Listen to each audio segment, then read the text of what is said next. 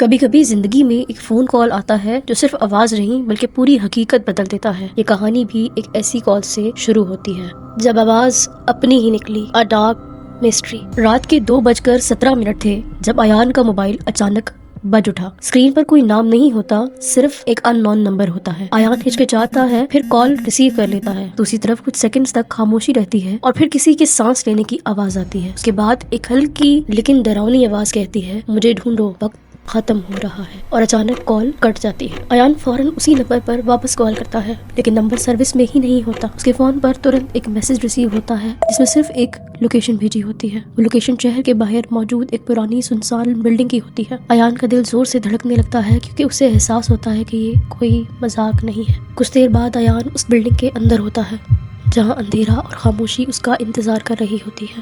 زمین پر بکھرے ہوئے پرانے اخبار اور ٹوٹی ہوئی چیزیں اس جگہ کی کہانی بیان کرتی ہیں۔ ایان ایک بار اٹھتا ہے اور اس کی نظر ایک ہیڈ لائن پر رک جاتی ہے۔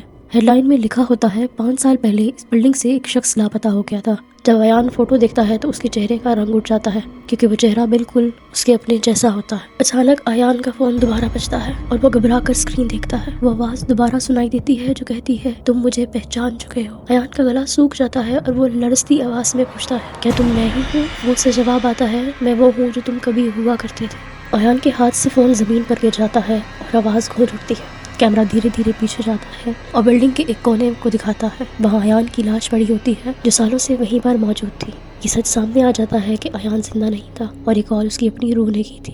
کچھ کہانیاں زندہ لوگوں کے لیے نہیں ہوتی اور کچھ کالز صرف ان کے لیے ہوتی ہیں جو سننے کی ہمت رکھتے ہیں۔ ایان کا فون اب بھی زمین پر پڑا ہے اور ہمیں سمجھ آتا ہے کہ ہر راز کا وقت ہوتا ہے اور یہ کال اپنی کہانی خود بیان کرتی ہے۔